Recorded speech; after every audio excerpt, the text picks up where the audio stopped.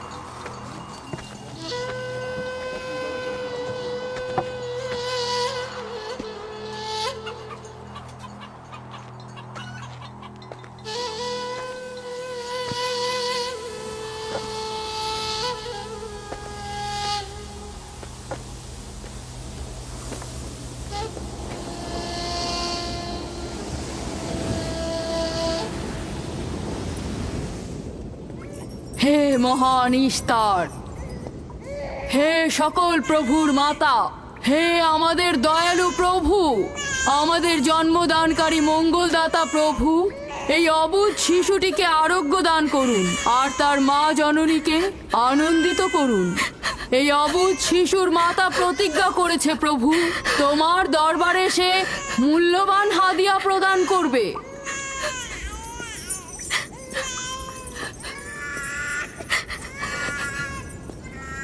আমি মহান ইস্তারের কাছে প্রার্থনা করেছি যেন তিনি তোমার সন্তানকে জীবিত রাখেন। তুমি এখন তোমার সন্তানকে নিয়ে যেতে পারো। তুমি তোমার সন্তানকে ঠিক সেভাবে মানুষ করবে যেন সে বড় হয়ে নিজেকে ইস্তারের সেবায় বিলিয়ে দিতে পারে। আপনিও মহান ইস্তারের কাছে আমি অনেক কৃতজ্ঞ। মহান ইস্তারের ওপর রহমত বর্ষিত হোক। আপনার ওই ইস্তারের মেহেরবানিতে আমার মৃত সন্তান জীবিত অবস্থায় ফিরে এসেছে। ইস্তার মহান, তার ওপর রহমত বর্ষিত হোক। ইস্তার মহান, তার ওপর রহমত বর্ষিত হোক। মহান ইস্তার, তার ওপর রহমত বর্ষিত হোক। ইস্তার মহান, ইস্তার মহান, তার ওপর রহমত বর্ষিত।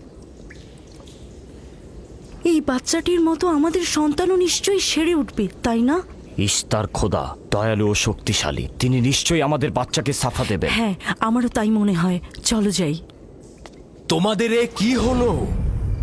তোমরা তো নিজেরাই ফেরেশতার সেজদা পেয়েছো, আর এখন কিনা নিজেরাই নিজেদের সেজদা করছো। এই পৃথিবীর সৃষ্টির সকল কিছুই ইনসানকে তাসলিম করে, আর তোমরা কিনা প্রাণহীন নির্জীব পাথরকে তাসলিম করছো। এই শোনো, খবরদার বলছি, তুমি এসব বেহুদা কথাবার্তা বলে আমাদের খোদাকে অপমানিত করবে না। আমি এই কথাগুলো নিজে থেকে বলছি না, আমি খোদা কর্তৃক প্রেরিত কথাগুলো এই কিতাব থেকে বলছি। এটি হচ্ছে আসমানি সহি কিতাব, যা আমার দাদা ইব্রাহিম নবীর উপর নাজিল হয়েছিল। আমি তার দিনের অনুসারী এবং এই কিতাবের প্রচলন ও দাওয়াত প্রদানকারী। নিজে থেকে কিছু বলছি না। ওই আসমানি কিতাবে কি লেখা আছে আমাদের খোদাদেরকে অপমানিত করতে হবে? আমি অপমান করছি না, শুধু প্রশ্ন করছি। যদি জেনে থাকো তাহলে উত্তর দাও, আর যদি না জেনে থাকো তাহলে স্বীকার করো। তোমাদের জিজ্ঞাসা করছি, ওই মন্দিরে রাখা ইস্তারের মূর্তিগুলো কি তোমাদের প্রভু, নাকি তোমাদের তৈরি বস্তু? ইস্তার তোমাদের উপর প্রভাব বিস্তার করে নাকি তোমরা ইস্তারের উপর? ইস্তার তোমাদেরকে শাসন করে নাকি তোমরা ইস্তারকে? পাথরের তৈরি ইস্তার যদি দুর্বল ও অক্ষম হয়ে থাকে, তবে কি করে আমাদের বাচ্চাদেরকে সাফা দেয়? সত্যি কথা, আমরাও দেখেছি। হ্যাঁ, তার হাকিকাত আছে। ইস্তার তার সন্তানকে সাফা দিয়েছে, আমি দেখেছি। ওই প্রজ্ঞাবান যিনি তোমাদের আহাজারি শুনেছেন, তিনি তোমাদেরকে সাফা প্রদান করেছেন, না ইস্তার। যদিও তোমরা খোদা ছাড়া প্রার্থনা করেছ আর তিনি ছাড়া তোমরা সাহায্য চেয়েছ, কিন্তু তিনি সকল কিছু সম্বন্ধে অবগত আছেন, তাই তোমাদের আহাজারিতে তার রহমত বর্ষিত হয়েছে, তোমাদেরকে সে সাহায্য করেছেন। সাধারণ দৃষ্টিতে তোমরা ইস্তারকে দেখেছ, অন্তর্দৃষ্টিতে দেখনি, তাই মূল সাফা প্রদানকারীকে চিনতে পারোনি। ইয়াকুবের কথার মূল অর্থটা আমি এখন বুঝতে পারছি। সে চাইছে যে আমরা আমাদের খোদাদেরকে বাদ দিয়ে তার খোদার ইবাদত করি।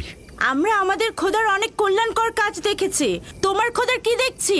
আমি তোমাদেরকে সকলের চাইতে ঊর্ধ্বে অবস্থিত খোদার দিকে আহ্বান করছি। তিনি সৃষ্টি সকল কিছুর চাইতে ঊর্ধ্বে। তাই নাকি? কি করে বুঝবো তোমার খোদা অন্যান্য সকল খোদার চাইতে ঊর্ধ্বে? তুমি আর তোমার খোদা ও ইস্তারের মন্দিরের ধর্মযাজকের মতো স্বর্ণরৌপ্য লুটে নিতে চাইছো না, তা কি করে বিশ্বাস করব? আমার বাস্তব অবস্থা হচ্ছে আমি গভর্নর লাবানের নিয়োজিত রাখাল। আমার কোনো কিছুই নেই, আর কোনো কিছুর জন্য আমি কারো কাছে প্রতিদানও চাইনি। তোমরা কি আমাকে আমার কাজ অন্বেষণ আর রাখালি করা ছাড়া আর কিছু করতে দেখেছো? দেখেনি জন্য কি এখন আমাদের দেখতে হবে? তুমি হয়তো সুযোগের অভাবে ভালো আছো, নয়তো তুমিও কোনো অংশে কম যেতে না। তোমরা সবাই একই রকম। ধর্মকে তোমরা মুখোশ বানিয়ে নিজেদের আখের গুছিয়ে নাও, সহজ সরল মানুষদের ঠকিয়ে তাদের সম্পদের রাজা হও। তোমার কষ্ট বুঝতে পারছি। তোমার সন্তান মৃত্যুর কোলে ঢলে পড়েছে, অথচ কেউ তাকে সাহায্য করতে এগিয়ে আসেনি। না ইস্তার জাদুকর, না ওই মন্দিরের খোদা ইস্তার। তাই সকল খোদাকে দোষারোপ করার অধিকার হয়তো তোমার আছে। মন্দিরের অক্ষম ইস্তারের সঙ্গে আমার কোনো কাজ নেই। আমার কথা তোমার না দেখা প্রভুর সঙ্গে। আমরা অনেক ধৈর্য ধরেছি আর অনেক কষ্টও করেছি। এখন আর কোনো নতুন খোদাদের ধৈর্য ধরার মতো অবস্থা আমাদের নেই। আমাদের ধর্মযাজক আসছে, ফারাজ তার কথার শাস্তি পাবে। পালাও ফারিস, তুমি পালাও। ওইদিকে পালিয়েছে। ওইদিকে যাও, ওকে বন্দি করে নিয়ে এসো। দেখো যেন পালিয়ে না যায়। ওকে ছেড়ে দিন, যে ওকে করে মাফ হোক ওকে দিন। ধরে নিয়ে ফিরবে। ওকে ছেড়ে দিন, ওকে মাফ করে দিন।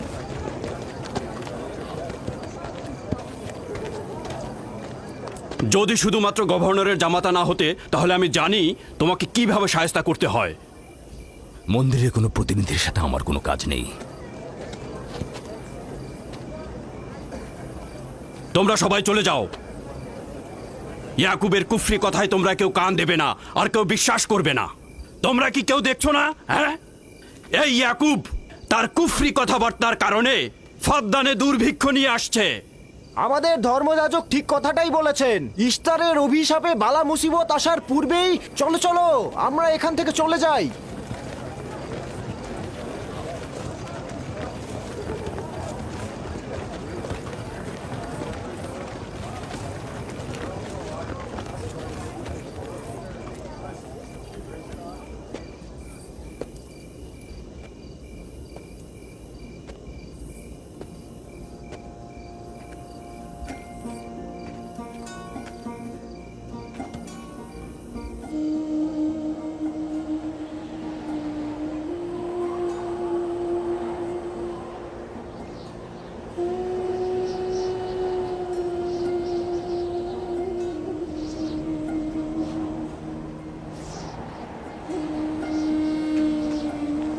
ওখানে কি হচ্ছে বাবা? এটা ফাদ্দানবাসীর প্রাচীন রীতিনীতি। এখানে ইস্তার নিয়ে কেউ কটু কথা বললে তাকে আগুনে নিক্ষেপ করে হত্যা করা হয়। বিচার করা হয় না সে সত্য বলেছে কিনা। ছেড়ে দাও, ছেড়ে দাও আমাকে বলছি। করেছে ছেড়ে দাও, আমাকে ছাড়ো বলছি। হে মহান ছেড়ে দাও। ধর্মগুরু, ওকে মাফ করে দাও, আমাদের উপর রহম করো। আমাকে ছাড়ো, ছাড়ো। আমার কি দোষ? আমি তো কিছু করি নাই। আমি কি বলেছি তোমাদের? আমাকে আমাকে এভাবে বেঁধে নিয়ে যাচ্ছ? আমাকে ছাড়ো। শোনো, তুমি এখানে ভেড়ার পালগুলো দেখে রাখো, আমি একটু আসছি। ছাড়ো, ছাড়ো, ছাড়ো আমাকে। এই, ছেড়ে দাও, ছেড়ে দাও, ছেড়ে দাও। এই, তোমরা তোমরা নির্মমতা করছো। তোমরা আমার উপর নির্মমতা করছো। আমাদের রহম করো। ছেড়ে দাও, ছেড়ে দাও। এই, আমার কি দোষ? আমার কি দোষ? আমাকে ছাড়ো, ছেড়ে দাও। এই, তোমরা আমার উপর অবিচার করছো। ওই যে দেখো, ইয়াকুব কি রাখাল, করছো? গভর্নর লাবানের জামাতা। এটা ঠিক করছো না। আমাদের উপর দয়া করুন, আমাদের উপর রহম করুন। কাফের শাস্তি একটাই। হাতদানবাসী, তোমরা যে এগিয়ে রাখো, তোমরা অবশ্যই শাস্তি পাওয়া উচিত। একদম ঠিক না। আমার উপর অবিচার হচ্ছে। আমি কিন্তু আমাকে এভাবে অমানবিক ভাবে পড়ানো হচ্ছে। এটা তোমরা সহ্য করো না। তোমরা জেগে ওঠো। রক্ষা করুন, ওকে রক্ষা করুন। আমাকে বাঁচাও, বাঁচাও। ফাদ্দানবাসী, আমাকে বাঁচাও! ফাদ্দানবাসী, আমি বলছি আমি কোনো অন্যায় করিনি। অভিযুক্ত ফারাজ ইস্তারের শত্রু ও পাথর দিয়ে ইস্তারকে আক্রমণ করতে চেয়েছে এবং আমাদের খোদাকে অসমর্থ ও নালায়েক বলে আখ্যায়িত করেছে। ফদ্দান শহরের প্রাচীন রীতিনীতি অনুযায়ী যে আমাদের খোদা ইস্তারকে অবমাননা করবে তাকে অবশ্যই আগুনে নিক্ষেপ করে হত্যা করা হবে। ফাদ্দানবাসী, তোমরা কি এরকম চুপ করে পাথরের মতো আমাকে দেখে যাবে? তোমরা কি কিছুই বলবে না? আমাকে এরকম অমানবিক ভাবে অত্যাচার করে পোড়াতে যাচ্ছে এই লোকজন। তোমরা কি কিছু বেচারা ফারাজ। তোমরা কি নিশ্চুপ হয়ে সারা জীবন দেখে যাবে?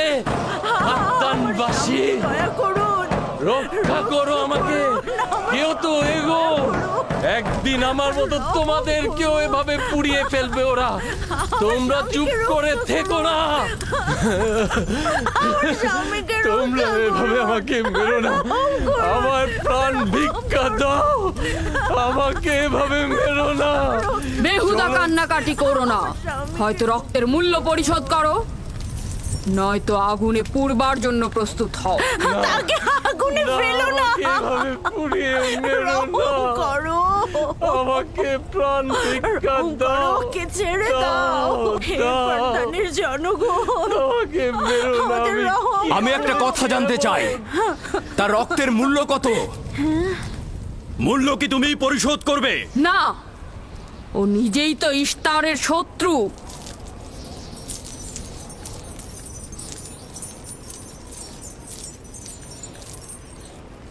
তুমি নিজেই তো ইস্তারের শত্রু। প্রথমে তোমার নিজের রক্তের মূল্য পরিশোধ করো। তাহলে আমাকে বন্দি করছো না কেন? বন্দি করো। অগ্নিপিণ্ডের মধ্যে নিক্ষিপ্ত হওয়া তো আমাদের বংশের প্রাচীন ঐতিহ্য। আমার দাদা ইব্রাহিম, উনিও তো একবার নমরুদের আদেশে অগ্নিপিণ্ডের মধ্যে নিক্ষিপ্ত হয়েছিলেন। এখন পর্যন্ত তুমি যে গ্রেপ্তার হওনি তার কারণ তুমি হচ্ছ গভর্নরের ভাগিনা।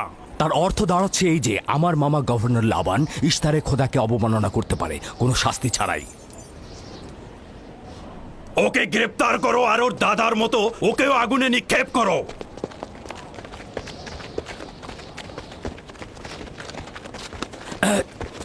ছেড়ে দাও, আমার প্রশ্নের উত্তর দাও, ছেড়ে দাও আমাকে। এই, এখানে কি হচ্ছে এসব?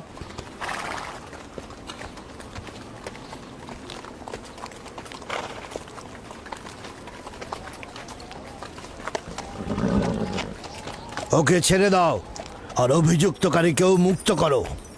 ফারাসের অবশ্যই শাস্তি পাওয়া উচিত। যখন ইয়াকুব জীবনের মূল্য পরিশোধ করতে চায় তখন তোমাদের কোনো অধিকার নেই ওকে শাস্তি দেবার।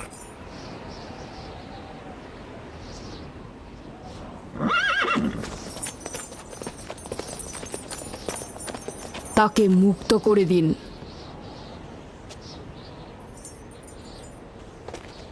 ইয়াকুব, তুমি অবশ্যই ফারাসের জীবনের মূল্য স্বরূপ 500 দিনার পরিশোধ করবে।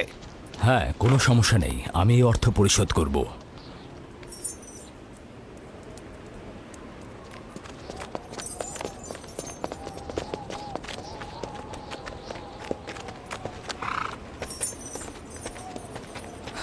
খোদা তাআলা আমার দয়ালু মামাকে হেফাজত করুক।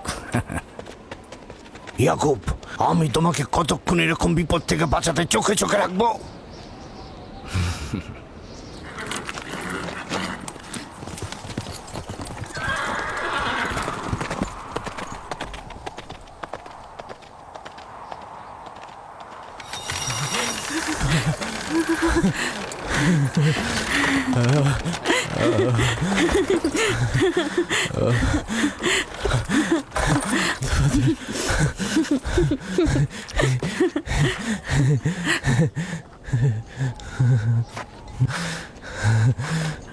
আপনি মহান, আমরা কৃতজ্ঞ, আমরা অনেক কৃতজ্ঞ আপনার কাছে। আমার জীবনের মূল্য স্বরূপ যে অর্থ আপনি প্রদান করবেন তার বিনিময়ে সারা জীবন আমি আপনার কৃতদাস হয়ে থাকবো। আপনি মহান, আপনি মহান। আপনি ফারাজকে মৃত্যুর হাত থেকে বাঁচিয়েছেন, আপনি আমাদের নতুন জীবন দিয়েছেন। হয়েছে হয়েছে, এবার এসো এসো।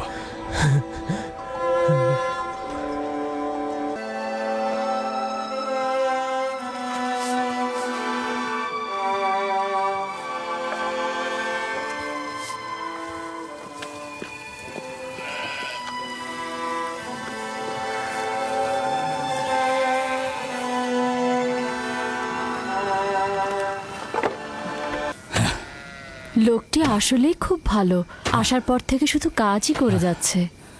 হ্যাঁ, বছরের পর বছর ইস্তার, ফাদ্দান ও ব্যাবলের লোকজনকে অন্যায়ভাবে কোরবানি দিয়ে আসছে। আজ তোমার পিতার জন্য আমি ও ফারাজ বেঁচে গেছি। আপনি ওর জীবন বাঁচিয়েছেন বলেই ও ইস্তার পূজা ছেড়ে এক খোদার ইবাদতে মশগুল হয়েছে। হ্যাঁ, তা হয়েছে রাহেলা।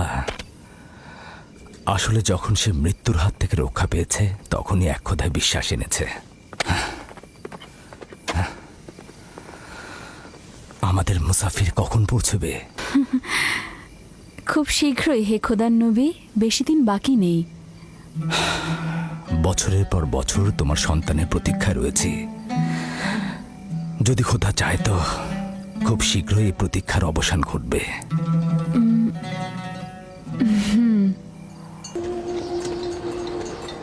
যদি খুব শীঘ্রই বৃষ্টিপাত না হয় তাহলে ফাদ্দানবাসীর সকল ফসল নষ্ট হয়ে যাবে। আশা করছি মহান খোদা অতি দ্রুতই বৃষ্টিপাত প্রদান করবেন।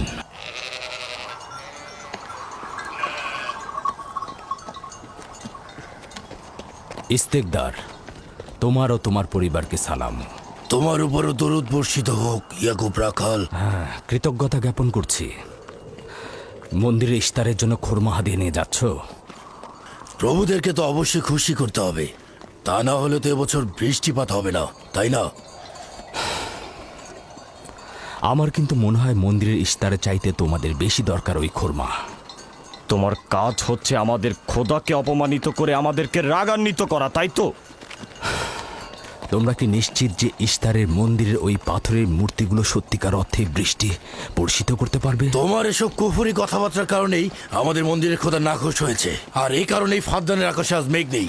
এই ইয়াকুব, ইস্তারের অবমাননা থেকে তুমি নিজেকে রক্ষা করো। চলে এসো, চলে এসো।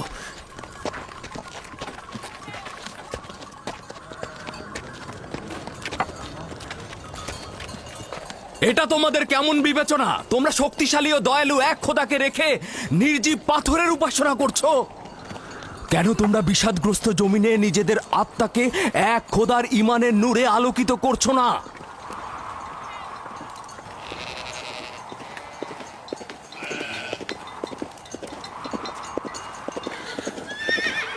হে মহান ইস্তার ইলাহি, তোমার ফলপ্রসূ এই মন্দিরখানা তোমার শত্রুদের রক্ত দ্বারা পবিত্র করব।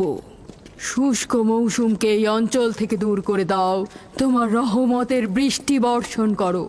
হে মহান ইস্তার ইলাহি, তোমার এই ফলপ্রসূ মন্দিরকে তোমার শত্রুদের রক্ত দ্বারা পবিত্র করব। হে মহান ইস্তার ইলাহি, এই অঞ্চলের শুষ্ক মৌসুমকে তুমি দূর করে আলী দাও, জনাব। তোমার রহমতের বৃষ্টি বর্ষণ করো। হে ইয়াকুব আবারও মহান মন্দিরের ইস্তার বিপক্ষে ইলাহি, দাঁড়িয়েছে। আমাদের খোদাকে তোমার অবজ্ঞা করেছে। রহমতের বৃষ্টি বর্ষণ করো। হে ইস্তেকদারের সাথে মন্দিরে ঢোকার সময় কথা বলেছে। তোমার আমিও দূর রহমতের থেকে দেখেছি। বৃষ্টি বর্ষণ করো। হে মহান ইস্তার ইলাহি, তোমার ইয়াকুব হাত গুটিয়ে বসে থাকবে না। ধ্বংস করো, তোমার দুশমনদের ধ্বংস করো, আর ফারদানের জনগণের উপর রহমতের বৃষ্টি বর্ষণ করো।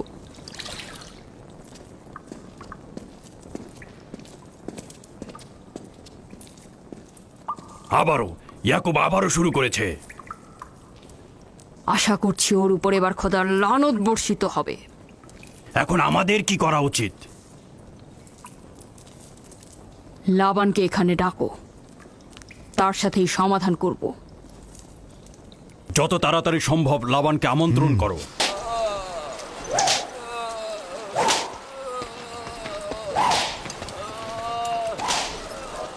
জনাবে আলী, ইস্তার মন্দিরের মহান ধর্মগুরু আপনাকে সাক্ষাতের জন্য আমন্ত্রণ জানিয়েছেন। গুরুত্বপূর্ণ কিছু? হ্যাঁ জনাবে আলী। হ্যাঁ, এবার বন্ধ করো।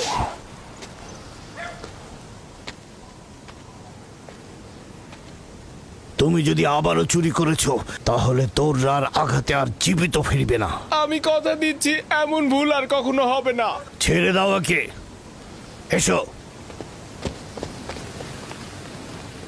প্রকৃতপক্ষে বিষয়টা আসলে আপনার জামাতা ইয়াকুবকে নিয়ে। ইয়াকুবের আমলনামা তার নিজের সঙ্গে সম্পৃক্ত, আমি উত্তরদাতা নই। না, ঠিক আছে, কিন্তু ইয়াকুব তো ইস্তারকে অবজ্ঞা করে। এটা ধর্মগুরুদের কর্তব্য তার প্রশ্নের উত্তর দেওয়া। আর যদি উত্তর দিতে সক্ষম না হও তাহলে কেন আমার শরণাপন্ন হও?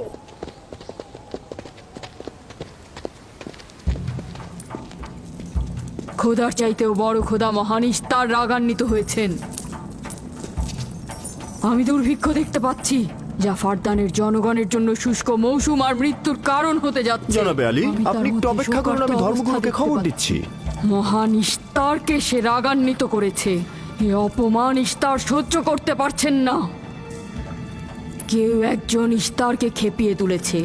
যে মহান খোদাকে অপমান করেছে সে দ্রুতই শাস্তি পাবে। মহান ইস্তার তার বলি চাচ্ছেন। লাবান, কেন তোমার ভাগিনে ইয়াকুবের কুফরি বন্ধ করছো না? তোমরা তো ব্যাবিলনের জনগণের ইমানের মালিক, তার প্রশ্নের জবাব দিয়ে দাও। আমি তো গভর্নর, ধর্মগুরু নই। কিন্তু সে তোমার ভাগিনা এবং তোমার কন্যাদের স্বামী। আমি ফারদানের শান্তি আর নিরাপত্তায় নিয়োজিত, আমার ভাগিনার কার্যাবলী দেখার জন্য নয়। এই কারণেই তাকে শান্ত করতে হবে। সে ফারদানের শান্তি নষ্ট করছে। ফারদানের শান্তি ফিরিয়ে আনতে হবে, তা না হলে অতি দ্রুত ফারদানের বুকে দুর্ভিক্ষ নেমে আসবে, আর এটার দায়ভার সম্পূর্ণ ইয়াকুবের। কি করে করি বলো? ইয়াকুব এখানে ভেড়া রক্ষণাবেক্ষণের প্রধান ব্যক্তি, অর্থনৈতিক চালিকা শক্তিও বটে। আর ও কিনা হয়ে গেল এখানকার বদখদের প্রধান কারণ। হ্যাঁ, কারণ ও এখনো ইস্তারের কুফরি করেই যাচ্ছে। ইয়াকুব তো ব্যাবিলনের খোদাদের উপর ঈমান আনেনি, কিন্তু তারা তো কিছু বলেনি। ব্যাবিলনের খোদাদের প্রতি ঈমান না আনলেও তাদেরকে কখনো অবজ্ঞা করে কথা বলেনি। কিন্তু এখানে তো সে মহান ইস্তারকে অবমাননা করেই চলেছে। তুমি অবশ্যই তাকে শান্ত করবে। অবমাননা করে? অবশ্যই করে। তুমি কি কখনো ভেবে দেখেছো যে ব্যাবিলন রাজ্য কেন তোমাকে নিয়োজিত করেছে? তাহলে এটাও জেনে রাখো কেন আমাকে গভর্নর নিয়োগ করা হয়েছে। উত্তম হলো এটা জানা যে আমি ব্যাবিলন থেকে ফরমান গ্রহণ করি, না তোমাদের থেকে, না তোমাদের ইস্তার থেকে। যদি ইস্তারের মন্দিরের ধর্মগুরু বাবেল এই কথাগুলো তুলে ধরেন তবে কোনো অসুবিধা নেই তো?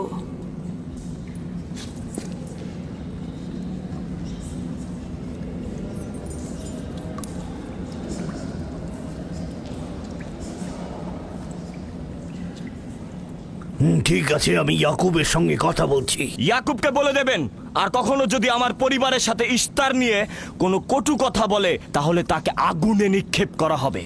কুকুরের ছানা তার বাবা মার কাছে ঘেউ ঘেউ শেখার আগে নেকড়ের কাছে ছিন্ন ভিন্ন হয়ে যায়। তোমার নিজের জবানের হেফাজত করো। এবারের মতো ক্ষমা করে দিচ্ছি, পরের বার কিন্তু করব না।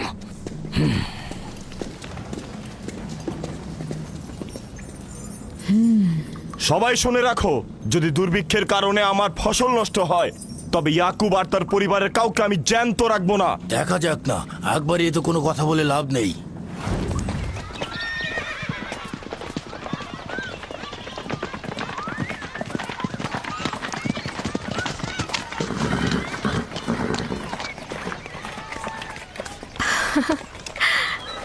আব্বাজান এসেছেন।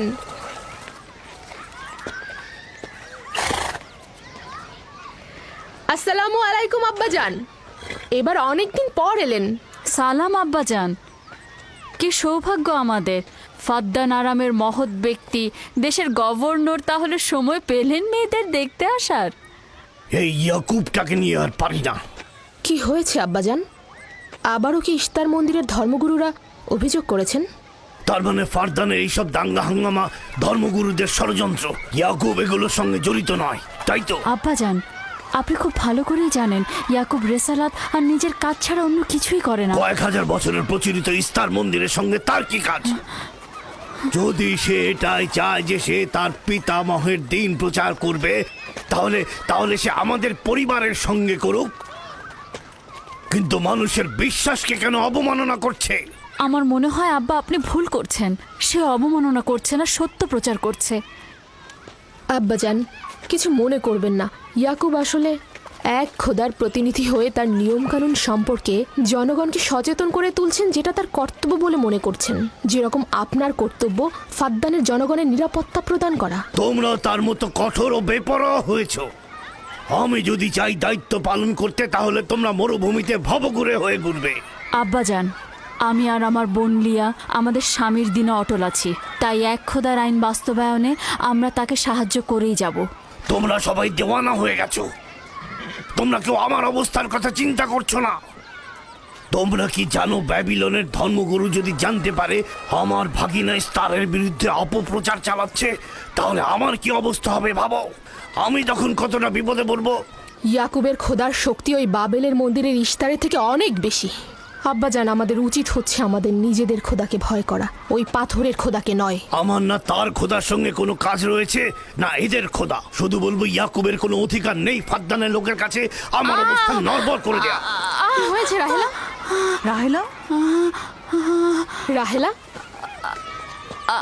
কি হয়েছে রাহেলা?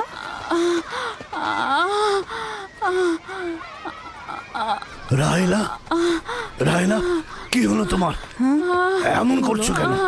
আলহামদুলিল্লাহ, মনে হয় সময় হয়ে গেছে। যাও, ধাত্রীকে খবর পাঠাও। আচ্ছা আচ্ছা, যাও, চলো আমরা সবাই মিলে ওকে ঘরে নিয়ে যাই। হ্যাঁ চলো, চলো, চলো ঘরে নিয়ে যাই ওকে। আস্তে আস্তে। পলাশ, বলুন জনাব। জাহাতুন মরুভূমিতে যাও, ইয়াকুবকে বলো এখনই যেন চলে আসে। খুবই দ্রুত যাও। জি আচ্ছা। আমার ঘোড়াটা নিয়ে যাও।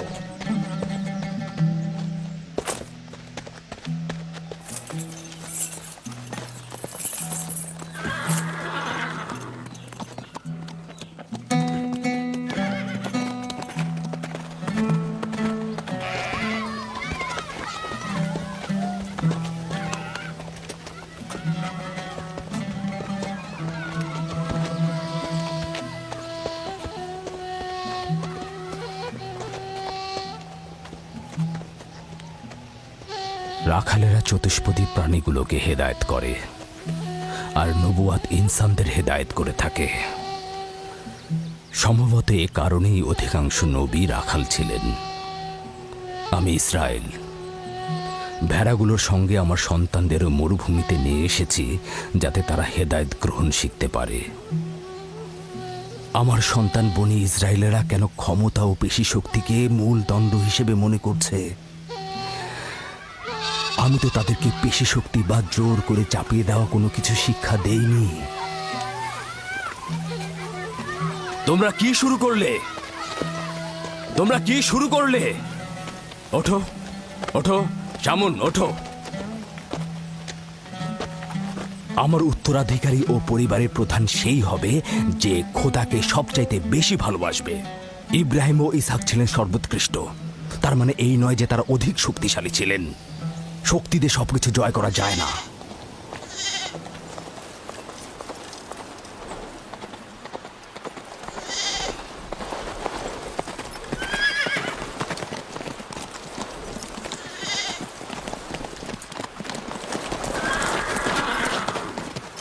কি হয়েছে ফারাজ?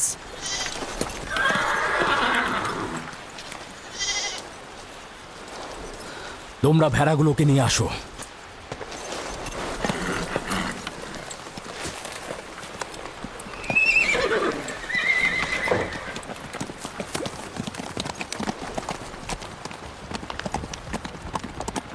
কিছু কি হয়েছে? আব্বাজান কোথায় গেলেন?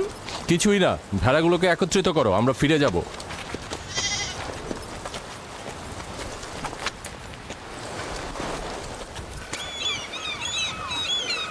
বেল, হ্যাঁ, রাহেল তো তোমার সতীন। রাহেলের সঙ্গে তোমার অনেক ভালো সম্পর্ক দেখছি। ওই সন্তান না থাকায় ভালো সম্পর্কটা ছিল।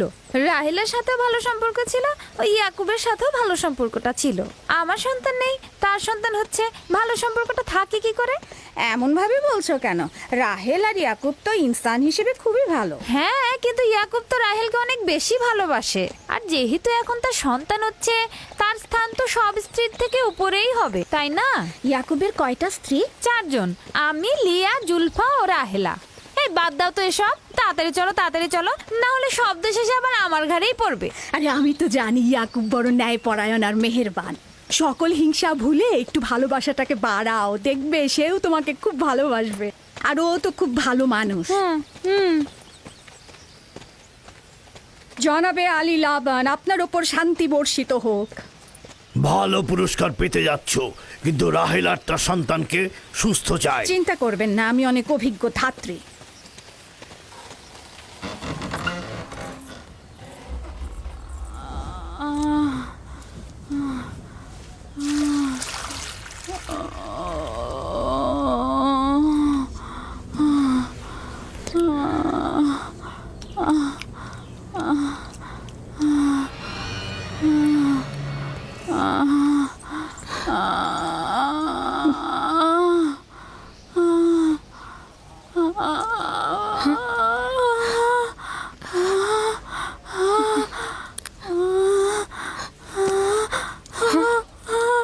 চিন্তা করো না, সব ঠিক হয়ে যাবে। খোদা মহান।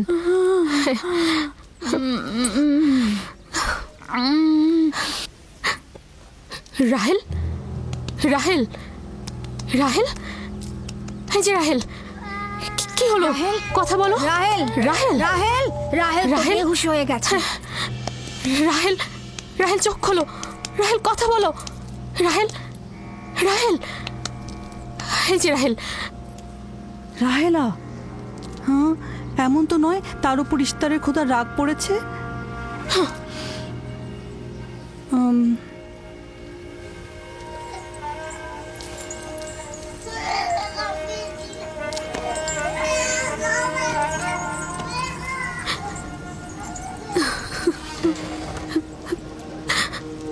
ওকে রাখো।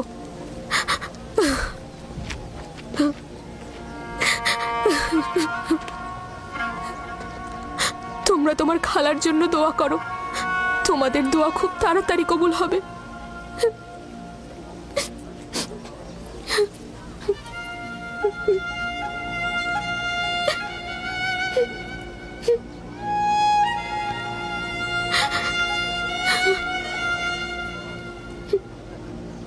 তোমরা কাজ করছো না কেন?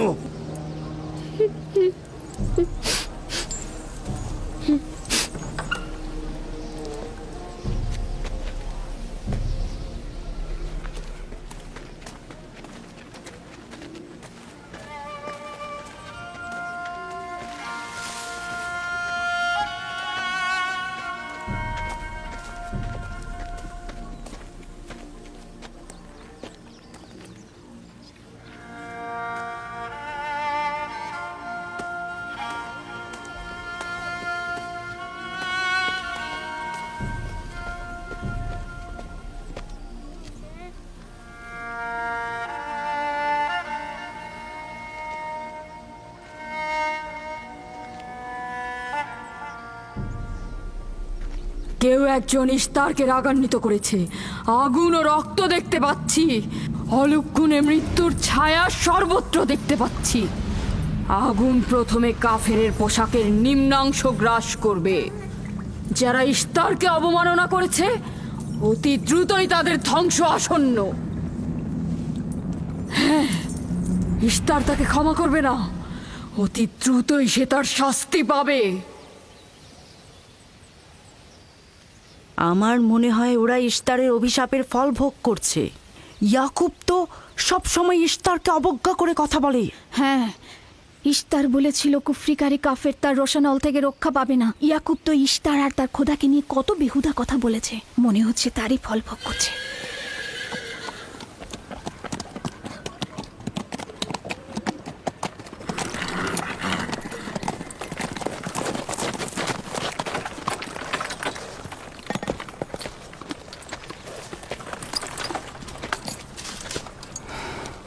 রাহেলের অবস্থা কেমন? আমি কিছু বলতে পারছি না।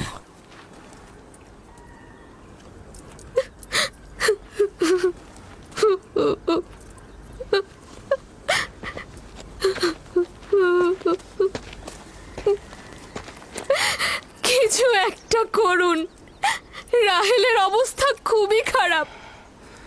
শান্ত হও, খোদার উপর ভরসা রাখো। তিনি যেমন চাইবেন তেমনই হবে, ভরসা রাখো। মানুষজন সব বলা বলি করছে, ইস্তারের অভিশাপে আমরা এই বিপদে পড়েছি।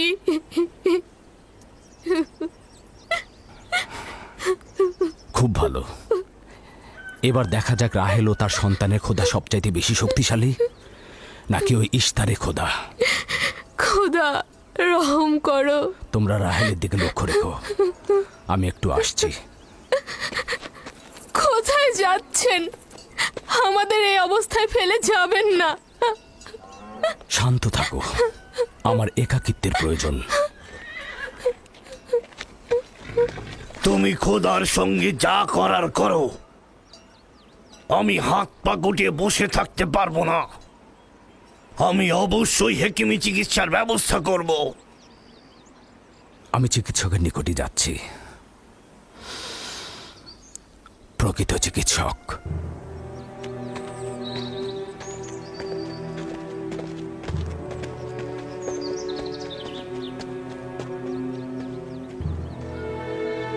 সে যেমন ফাদ্দানের লোকেদের বিপদের কারণ হয়েছে, তদ্রুপ আমার কন্যাদেরও বিপদের কারণ হয়েছে। জানি না ওর সঙ্গে কি করব।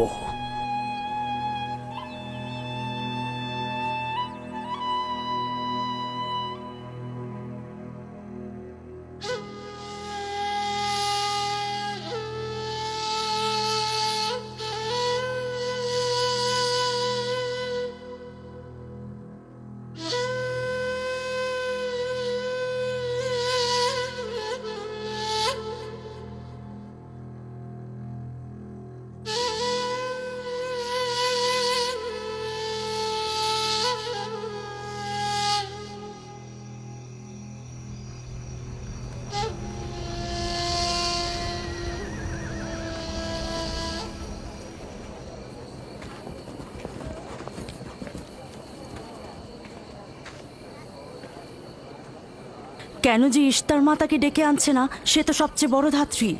হ্যাঁ, তারা বলছি।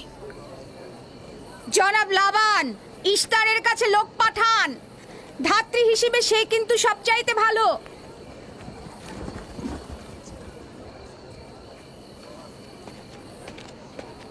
যাও গিয়ে খোঁজ নাও ইস্তার আছে কিনা।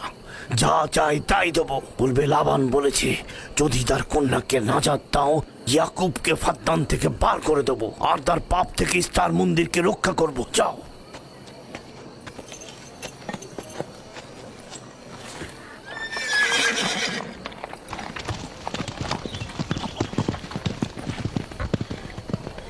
ইয়াকুব ইস্তারের খোদাকে অপমান করেছে। ইস্তারকে অবমাননা করার শাস্তি এইরকমই হয়। তোমাদের চেঁচামেচি বন্ধ করো।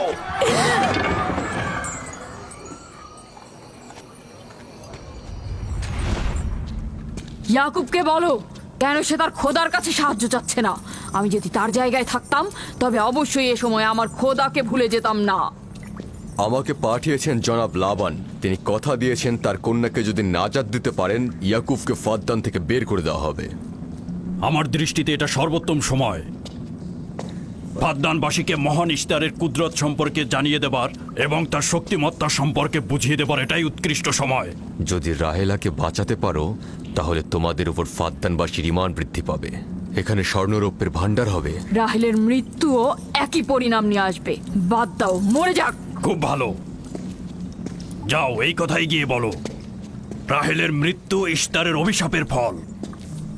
একক খোদার ইবাদত করা এবং ইস্তারকে দেখেও না দেখার ভান করার এমনটাই ফল। যদি এমনটা হতো, রাহেল ও তার সন্তানের মৃত্যুর পর আকাশ থেকে বৃষ্টি বর্ষিত হচ্ছে,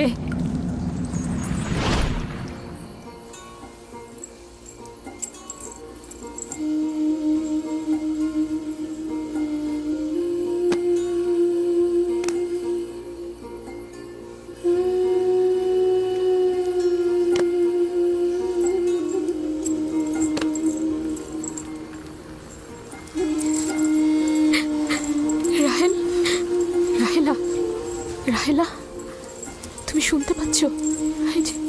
রাহেল, কি করছো এসব? আরে ধোঁয়া দিয়ে জ্ঞান ফেরাতে হবে, তাহলে মা বাচ্চা মারা পড়বে। এই ধোঁয়া তাকে মেরে ফেলবে, সুস্থ করবে না।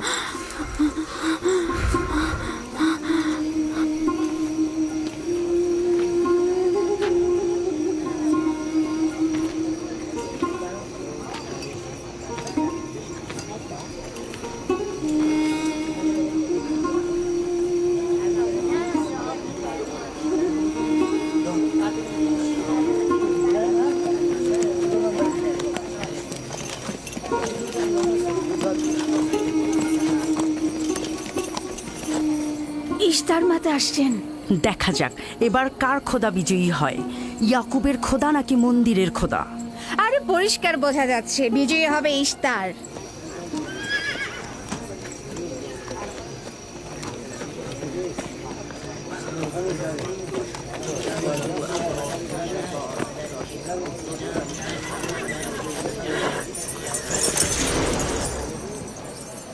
লাবান, আমার কথায় কষ্ট পেয়েছো তাই না? আর ইয়াকুব যে বলল তার খোদা সর্বশক্তিমান, অধিক দয়ালু, তবে তার খোদা কেন এসে তাকে সাহায্য করছে না? রাহেলের জীবন এখন তোমার হাতে, তুমি তাকে সাহায্য করো। আমি কখনোই ভাবিনি যে ইয়াকুব এত দ্রুতই মহান ইস্তারের শরণাপন্ন হবে। কত অবাক করা বেহুদা ও কাল্পনিক মিথ্যা আর বাতিল চিন্তার মধ্যে মগ্ন আছো। এই বাতিল চিন্তার সত্যতা একটু পরেই তুমি উপলব্ধি করবে, যখন তোমার স্ত্রী সন্তান মৃত্যুর মুখে পতিত হবে। জীবন ও মৃত্যু সম্পূর্ণ খোদার হাতে, না ইস্তারের পাথরের মূর্তির হাতে। আমি ইস্তারকে এখানে আসতে বলেছি। রাহেলের অবস্থা খুবই খারাপ। রাহেলের নিজের খোদা ব্যতীত আর কারো খোদার প্রয়োজন নেই। তুমি বের হয়ে যাও, বের হও। ইয়াকুব, আমি এখানে দাঁড়িয়ে আছি। দাঁড়িয়ে আছো কেন? বের হয়ে যাও। তোমার স্ত্রী সন্তান ধ্বংস হবে। মহান ইস্তারের ক্রোধে তোমাদের ধ্বংস অনিবার্য। আমার সহধর্মিনী তোমার দয়ায় আসেনি যে তোমার বদ দয়ায় ধ্বংস হয়ে যাবে। তুমি বের হয়ে যাও। ফাদ্দানের জনগণ, এই লোক নিজের জন্য কোনো রহম নিয়ে আসেনি এবং সে তোমাদেরও কোনো রহম দিতে পারবে না। সে তোমাদের জন্য যেমন দুর্ভিক্ষ নিয়ে আসছে, তেমনি তার স্ত্রী পুত্রের জন্য মৃত্যু ডেকে নিয়ে আসছে। অতি দ্রুতই তোমরা ইস্তারের কুদরত দেখতে পাবে। তোমার কারণে আমার কন্যার জীবন যদি বিপন্ন হয়,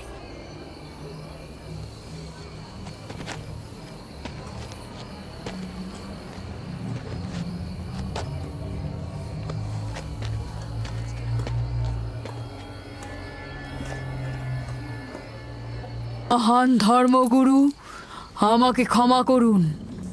আজ রাতে ইয়াকুব ও তার পরিবারের জন্য খোয়াব দেখেছি। আমাকে একাকী থাকতে দিন।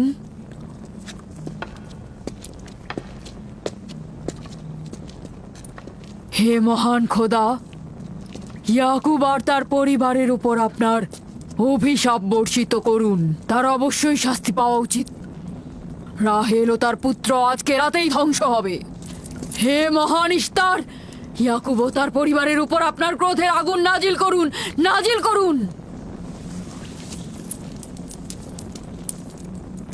আজকেই ইয়াকুব ও তার পরিবারকে নির্বংশ করে দিন হে মহান ইস্তার। হে পরওয়ারদিগার, তোমার আকাশ মেঘাচ্ছন্ন, কিন্তু ইয়াকুবের চোখ থেকে অঝরে ঝরছে। রাহেল 11 বছর ধরে একটি সন্তানের জন্য অপেক্ষায় প্রহর গুনছে। 11 বছর ধরে ফাদ্দানের নারীরা তাকে কত কটু কথা বলেছে, কিন্তু সে ধৈর্য হারায়নি। কতজন তাকে বন্ধা বাজা বলেছে, কেউ কেউ তাকে নিষ্ফলা ফলহীন বলে ডেকেছে।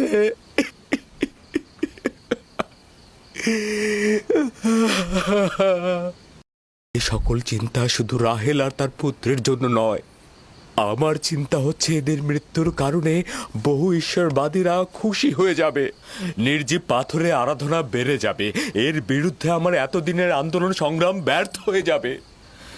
কিছু একটা করুন, আমার স্ত্রী সন্তানকে নাজাত দিন।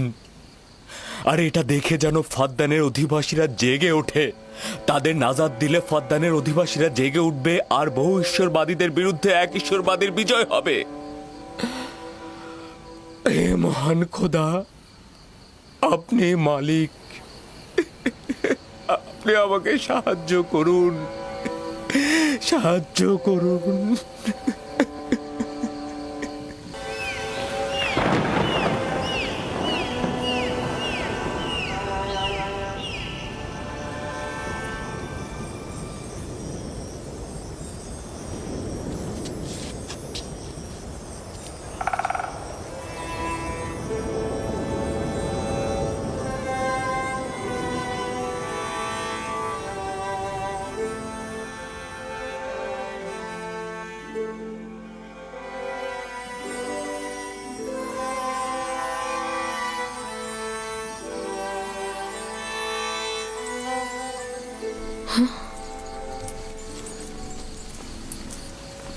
এই গভীর রাতে নূর কোথা থেকে এলো?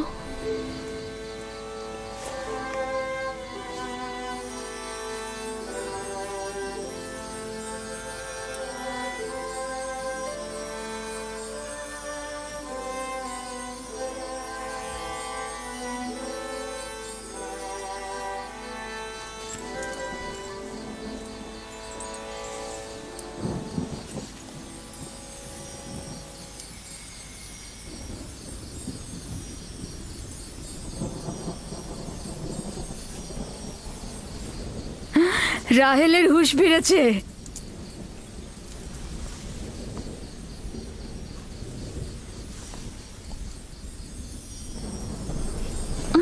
ওর ব্যথা আবার বেড়েছে। রাহেল, রাহেল, রাহেল।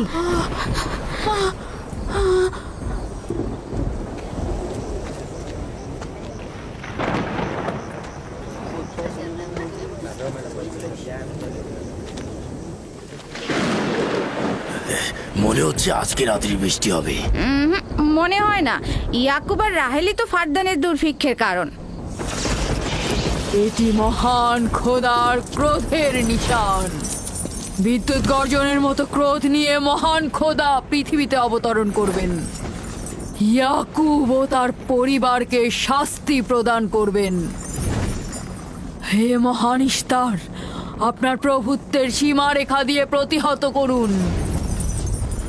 আপনার ক্রোধের আগুন ইয়াকুবের পরিবারের ওপর নিক্ষেপ করুন।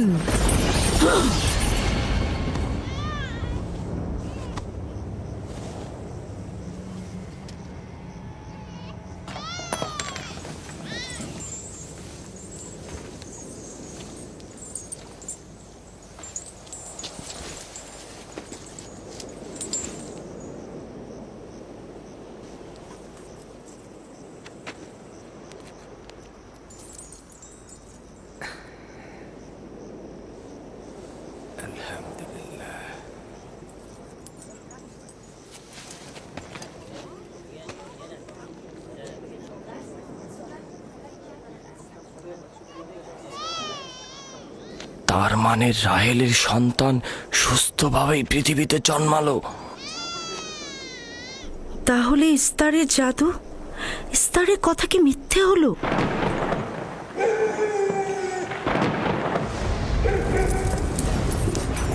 ফাদ্দানের জনগণ আপনার কুদরতে আজিম আর জাদুকর ইস্তারের জাদু দেখুক।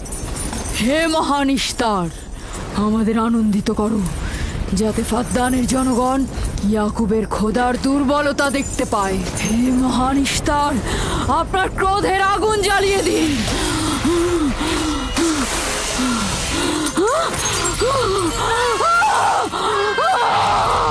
আগুন, আগুন,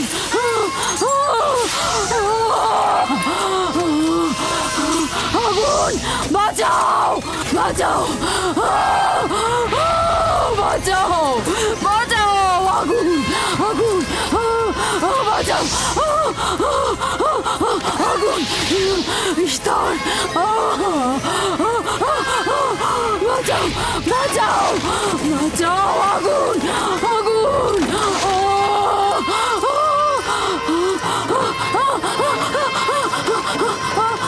আগুন, আগুন, আগুন, আগুন, বাঁচাও, বাঁচাও, বাঁচাও।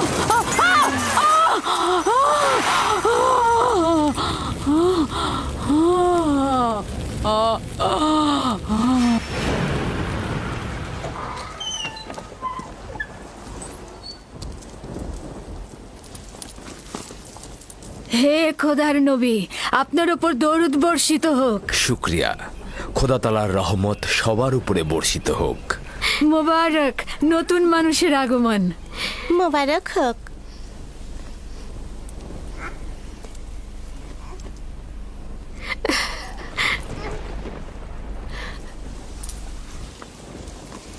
খোদা তাআলার এই অশেষ রহমতের জন্য তার কাছে শুকরিয়া জ্ঞাপন করছি। আর খোদা তাআলার কাছে তোমার আর আমাদের সন্তানের জন্য কল্যাণ কামনা করছি। 11 বছর ধরে তোমার অপেক্ষায় ছিলাম, এত দেরি করলে কেন? জানতে চাইলেন না আপনার সন্তান মেয়ে না ছেলে? ইউসুফ কি মেয়ের নাম নাকি ছেলের নাম? আপনি কি করে জানলেন? কে আপনাকে বলেছে? তিনি, যিনি কিছুক্ষণ আগে আমাকে এই আগমনের সুসংবাদটা দিয়েছেন।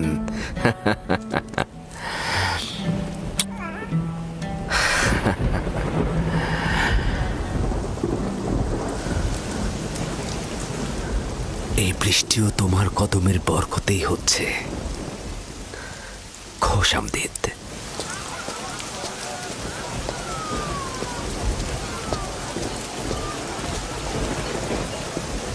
রাহেলও তার সন্তান সুস্থই আছে। তাতে আমাদের কি? দেখো বৃষ্টি এসেছে, এটা ফাদ্দানের দুর্ভিক্ষকে তাড়িয়ে দেবে। হ্যাঁ, এটা লক্ষ্য করছো না কেন? বৃষ্টি, ইয়াকুবের সন্তান, রাহেল সবই একই যোগসূত্রে বাঁধা।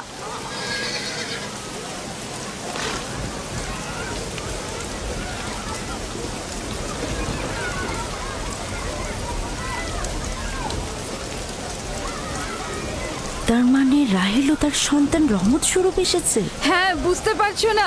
এর জন্যই তো রহমতের বৃষ্টি হচ্ছে।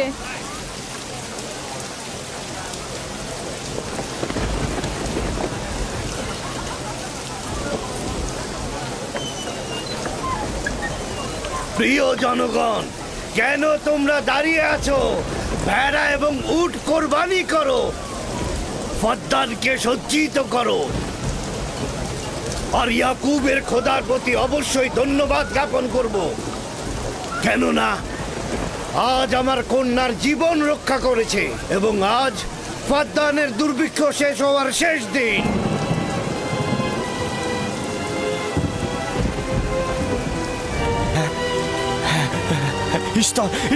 ইস্তারের মন্দিরে আগুন লেগেছে। হায় হায়, আগুন লেগেছে। এ কি হলো? আগুন কিভাবে লাগলো? আগুন লেগেছে। ইস্তার! ইস্তার পড়ে যাচ্ছে। ইস্তার! এ মহান ইস্তার! যাবেন না ওখানে, ইস্তার! যাবেন না ওখানে। আগুন লেগে যাবে, আগুন লেগে যাবে, যাবেন না। ওখানে যাবেন না, পুড়ে যাবেন। তোমরা কে কোথায় আছো? আগুন লেগেছে, ইস্তার পুড়ে যাচ্ছে। জনাব আলী, ইস্তারের মন্দিরে আগুন লেগেছে, দেখুন। কি বললে? কি হয়েছে? ইস্তারের মন্দিরে আগুন লেগেছে, সব পুড়ে যাচ্ছে।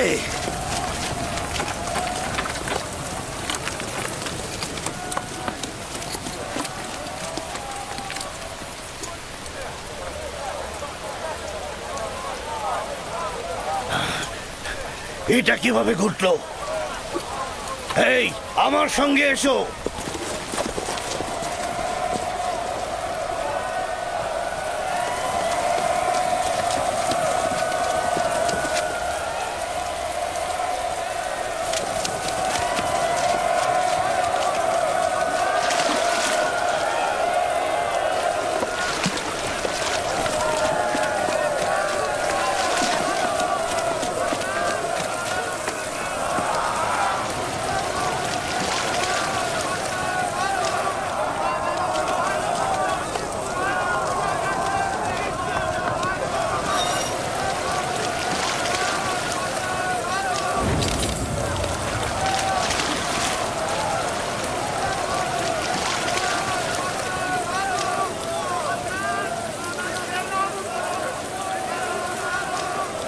বৃষ্টিতে সবকিছু ধৌত করে আগুন নিভিয়ে দেয়, তাহলে মন্দিরের আগুন কেন নিচ্ছে না? এটা তো অদ্ভুত ঘটনা। বাঁচাও, বাঁচাও, বাঁচাও, আগুন, পুড়ে গেলাম, পুড়ে গেলাম, বাঁচাও, বাঁচাও আমায়, বাঁচাও। বাঁচাও! আগুন! আমাকে বাঁচাও! আমাকে বাঁচাও!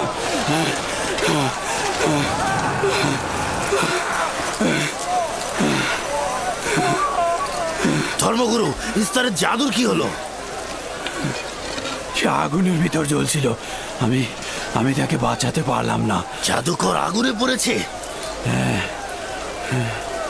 জাদুকর ইস্তার আগুনে পুড়ে গেছে। আমরা তো ভাবতেই পারছি না যে তিনি আগুনে পুড়ে মারা যাবে। তার জন্য কিছুই করা গেল না। তার মানে আগুন ধর্মগুরুর খোদাকেও পোড়াতে আরে পারে। ভাই, এটা তো সহজ ব্যাপার, ও তো খোদা নয়, পূর্বেই তো। এই ছিল শক্তিশালী ইস্তার, যার ধর্মগুরুরা আগুনে পড়লো অথচ সে কিছুই করতে পারলো না। দেখো, ইস্তার তো বলেছিল রাহেল ও তার সন্তান ধ্বংস হবে। এখন কি দেখা গেল? তারা তো নিজেরাই ধ্বংস হলো। জনাব লাবান, কোথায় যাচ্ছেন? ইয়াকুবের খোদার প্রতি ঈমান আনতে যাচ্ছি।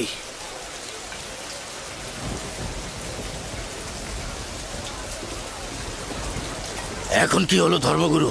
আপনি তো বলেছিলেন ইয়াকুব ফাদ্দানের জন্য অভিশাপ, সে ফাদ্দানের অধিবাসীদের ধ্বংসের কারণ হবে। এখন কি হলো? কিন্তু ইয়াকুবের সন্তান তো আমাদের জন্য বরকত স্বরূপ নাজিল হয়েছে। চলো চলো সবাই চলো। তোমরা সবাই কোথায় যাচ্ছ? মন্দির আগুনে পুড়ছে আর তোমরা সবাই চলে যাচ্ছ।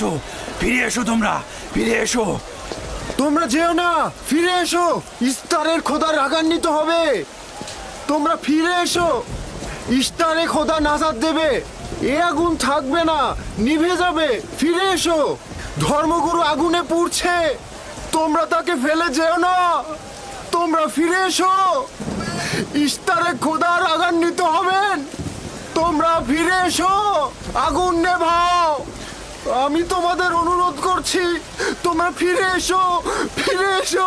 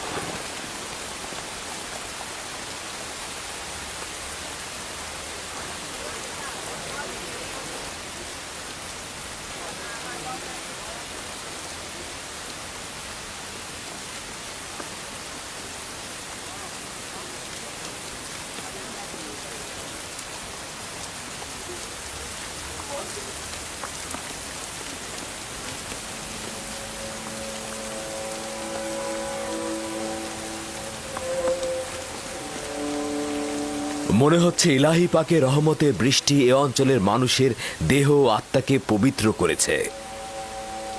তোমার সন্তানের পবিত্র আগমনে এই অঞ্চলে বৃষ্টি বর্ষিত হলো। তোমার সন্তানকে আমাদের দেখাও।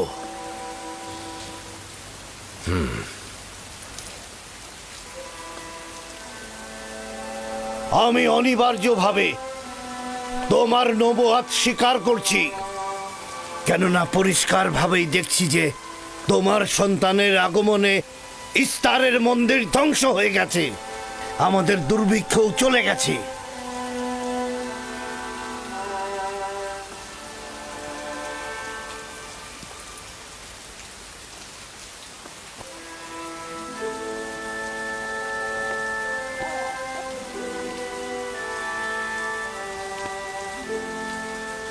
ইউসুফের কদম মোবারক। কিন্তু যিনি ওই ইস্তার মন্দির ধ্বংস করেছেন এবং ফাদ্দানে বৃষ্টি বর্ষণ করেছেন, তিনি আমার খোদা। তিনি এক এবং অদ্বিতীয়। তোমরা কি চাও না তাকে দেখতে? আমি এবং আমার স্ত্রী আপনার খোদাকে দেখেছি। আজকে ফাদ্দানের জনগণতা দেখল। যেমনি আপনার খোদার রহমত দেখল, তেমনি নিজেদের খোদার অপদস্থ দেখল। এখন ওরা এসেছে একাত্মবাদী খোদার প্রতি ঈমান আনতে। হে খোদার নবী, হে খোদার নবী, ওদের অন্তরকে ঈমানের নূরে আলোকিত করুন। তোমরা সবাই কি ফারাসের কথার সাথে একমত? তাহলে আমার সাথে বলো, আমরা সকল নির্জীব ও পাথরের তৈরি খোদা থেকে এবং অন্যান্য জমিনের খোদা থেকে বিচ্ছেদ ঘটাচ্ছি এবং এক ও অদ্বিতীয় খোদার ঈমান আনছি, যিনি আসমান ও জমিনের খোদা, এবং সকল প্রেরিত মহাপুরুষদের প্রতিও ঈমান আনছি ও তাদের সকল ফরমানের প্রতিও আনুগত্য স্বীকার করছি।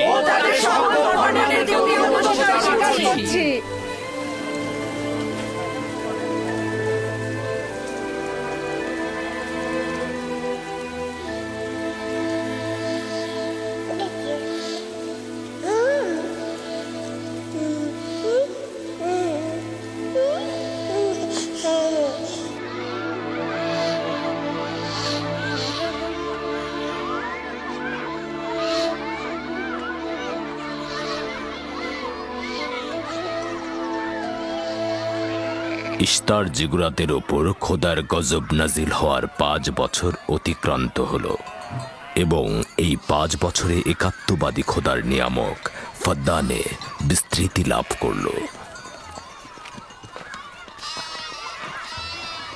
ইয়াকুব নবীর প্রিয় সহধর্মিণী এবং ইউসুফের মাতা রাহেল আবারও মা হতে চলেছেন। ইউসুফ, জি আম্মাজান। আজ তুমি তোমার পিতার সাথে মরুভূমিতে যাবে। ঠিক আছে আম্মাজান, আপনি যা বলবেন তাই হবে। এই যে নিন।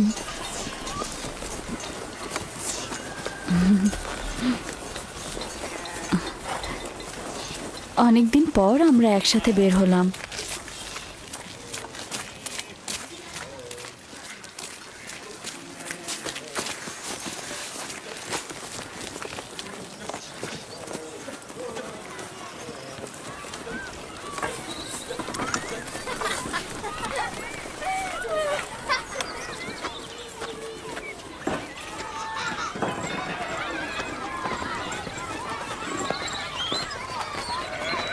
রাহেলের যখন সন্তান ছিল না তখনও সে ইয়াকুবের প্রিয়তম ছিল, আর এখন তো কথাই নেই।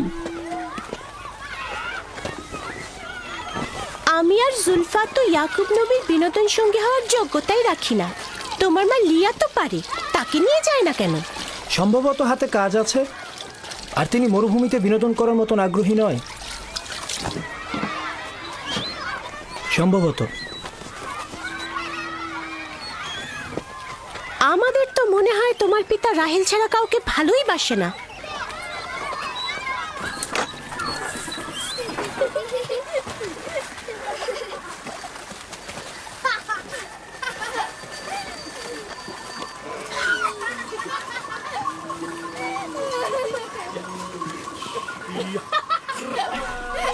হুশ হুশ হুশ হুশ যা যা যা হুশ যা হুশ হুশ হুশ হুশ যা হুশ যা। 15 বছর পূর্বে তোমার সাথে আমার প্রথম পরিচয় এই কূপের পাশেই হয়েছিল। আমি ওই দিনই জেনেছিলাম আপনি আমার ফুফাতো ভাই। আমি ওই দিন বুঝেছিলাম তুমি আমার মামাতো বোন। সেই দিন থেকে এই ভালো লাগা শুরু। পিতা ইসহাক ও মাতা রোদকা মনে হয় আমাকে তোমার কাছে হেদায়েতের জন্যই পাঠিয়েছিল। চলো চলো, বাচ্চারা সবাই এগিয়ে গেছে। হ্যাঁ হ্যাঁ, চলো। চলুন।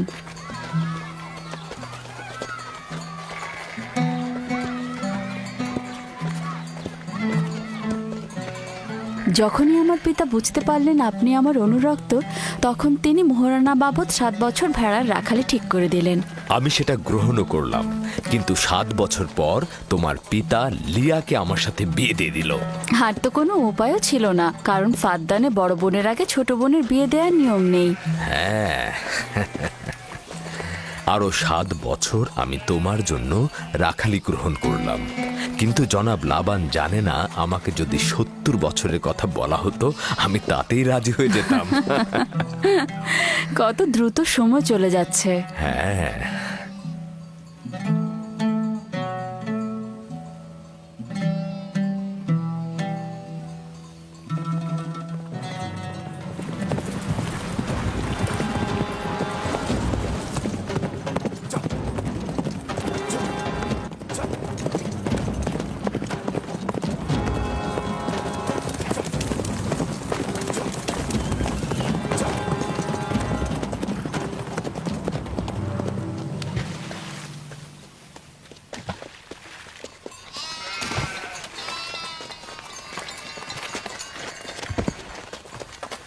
কেন জানি না আমার জন্মস্থান ক্যানানের কথা খুব মনে পড়ছে।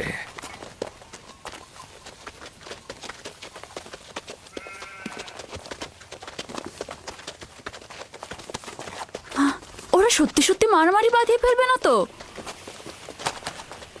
চিন্তা করো না, ওরা নিজেদের শক্তি পরীক্ষা করছে। তারা মনে করে যে সবচাইতে শক্তিশালী যে হবে সে হবে আমার উত্তরাধিকারী।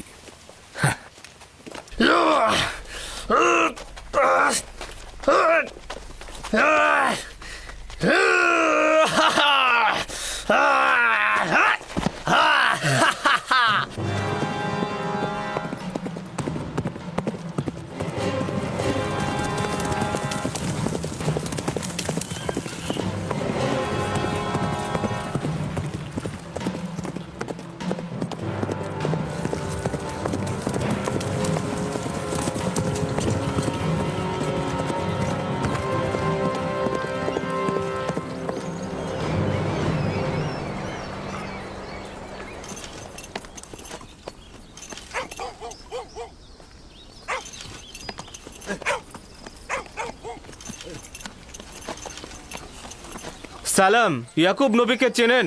পয়গম্বর ইসহাকের পুত্র সে। চিনব না কেন? তিনি এবং তার সন্তান তো ফাদ্দানের কল্যাণের প্রতীক। আচ্ছা, এখন তাকে কোথায় পাওয়া যাবে?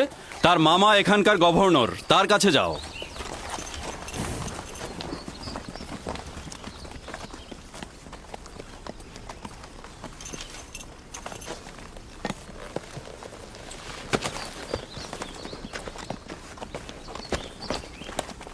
কি চাই? কানান থেকে বার্তা এনেছি, জনাব গভর্নরের সাথে কথা বলতে চাই। ঠিক আছে, আসুন।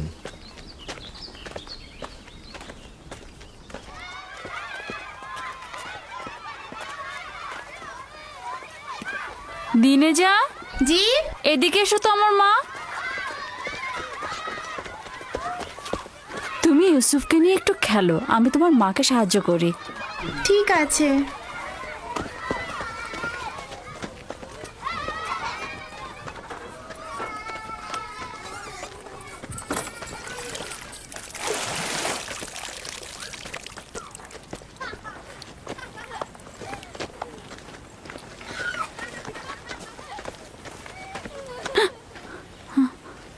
রাহেল, কোনো খবর আছে?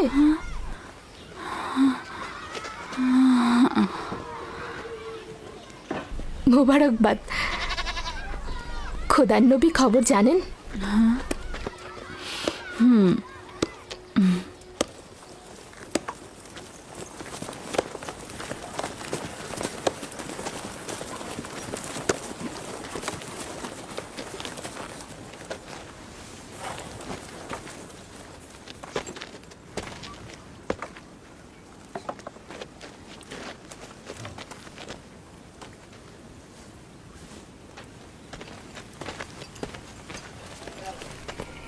সালাম নানাজান। সালাম আব্বাজান, খোশামদেদ। সালাম, হঠাৎ করে আমাদের স্মরণ করলেন?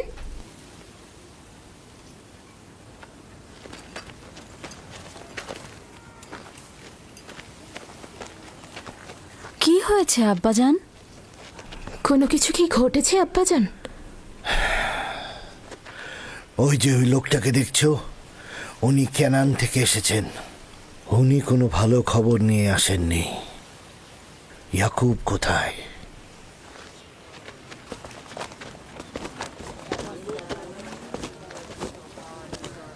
বাবা, আমার প্রিয় মামা লাবান, কি খবর?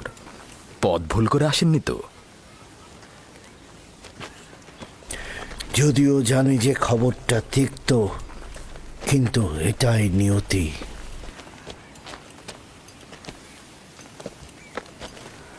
আসলে কি হয়েছে? তোমার পিতা ইসাক নবী অনন্তের পথে যাত্রা করেছেন।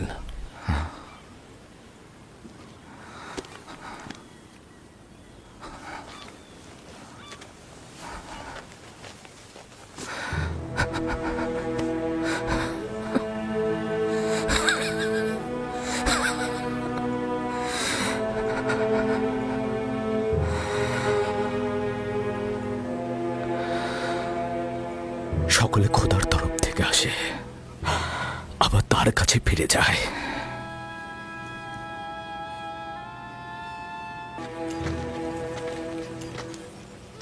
এখন কি সিদ্ধান্ত নিচ্ছ খোদার নবী? ইব্রাহিম নবীর পরে কানানের লোকজনের পয়গম্বরের দায়িত্ব আপনার উপরে পড়েছে, আর আপনার বোন ফাইকে বলেছে এই খবর আপনাকে পৌঁছে দিতে। তার মানে কি তুমি চলে যাবে? মৃত্যুর হাকিকাত অনিবার্য, যা সকলকে বরণ করতে হয়। কেউ পালিয়ে বাঁচতে পারে না, এমনকি আউলিয়া ও আম্বিয়া একরামগণ।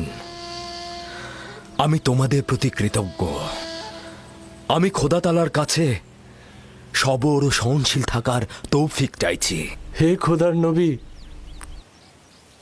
যদি আমরা কসম করি যে আপনার ফরমানের প্রতি আমরা অনুগত থাকব, তাহলে কি আপনি ফাদ্দানে অবস্থান করবেন? আমি ফাদ্দানের জনগণকে ভালোবাসি। তোমাদের ত্যাগ করা আমার পক্ষে কষ্টকর। এটা আমার ইচ্ছা নয়। আমি আমার নিজের ইচ্ছাতে যাচ্ছি না যে আমি নিজের ইচ্ছাতে থাকব।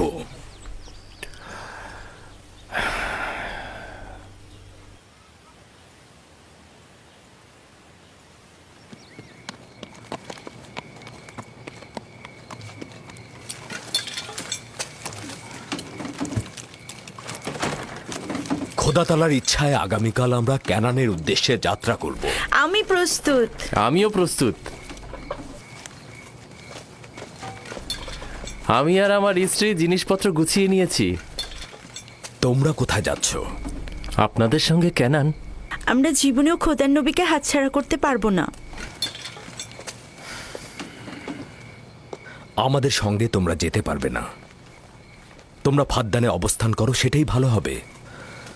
আমার এই ঘর বাড়ি সব থাকছে, তোমরা সেখানেই থাকবে। কিন্তু আমি তো আপনার কাছে ঋণী হয়ে আছি জনাব। আমরা আপনার কাছে প্রতিজ্ঞা করছি, আমরা সারা জীবন আপনার খেদমত করব। তোমার আত্মীয় স্বজনদের এখানে তোমাকে দরকার হবে। এটা তোমার মাতৃভূমি, আর আমার সাথে তোমাদের কোনো সম্পর্ক নেই। উত্তম হবে তোমরা এখানে থাকো।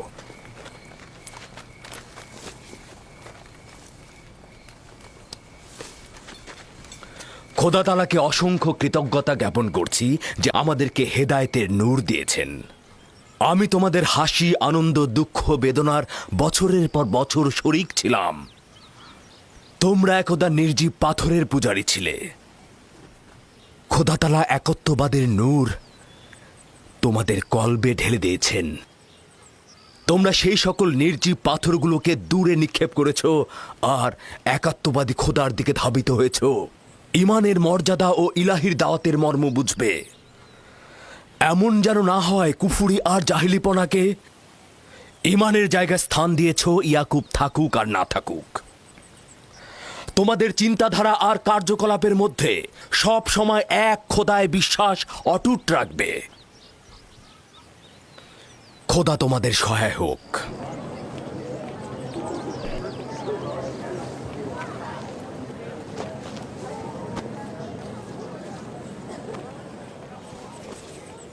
তুমি বছরের পর বছর আমার হয়ে রাখালি করেছো, কোনো উপহার গ্রহণ করনি। তোমার নিজের সম্পদ বলতে কিছুই নেই। আমার অর্ধেক ভেড়ার পাল তোমাকে আর আমার কন্যাকে উপহার দিচ্ছি। আশা করছি এই সম্পদ তোমার কাজে লাগবে। শুকরিয়া জ্ঞাপন করছি। খোদা আপনাকে অনেক বেশি কল্যাণ আর বরকত দান করুক। শুক্রিয়া আব্বাজান। শুক্রিয়া। সত্যি বলছেন আব্বাজান? এটা তো ইয়াকুবের হক। এটা বছরের পর বছর কষ্ট বহন করার উপযুক্ত মর্যাদা। খোদা হাফেজ ইয়াকুব নবী। খোদা হাফেজ। খোদা হাফেজ। আবার আসবেন। খোদা তোমাদের কল্যাণ করুক। খোদা তোমাদের সহায় হোক। খোদা তোমাদের রক্ষা করবে। আমাদের দেখতে আসবেন। ভালো থাকবেন ইয়াকুব নবী, আবার আসবেন।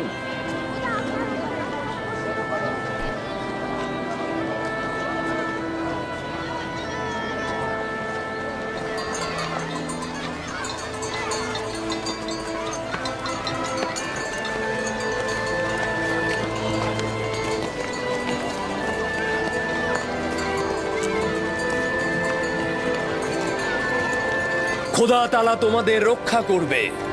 তোমরা অবশ্যই ক্যানানে আমাকে দেখতে আসবে।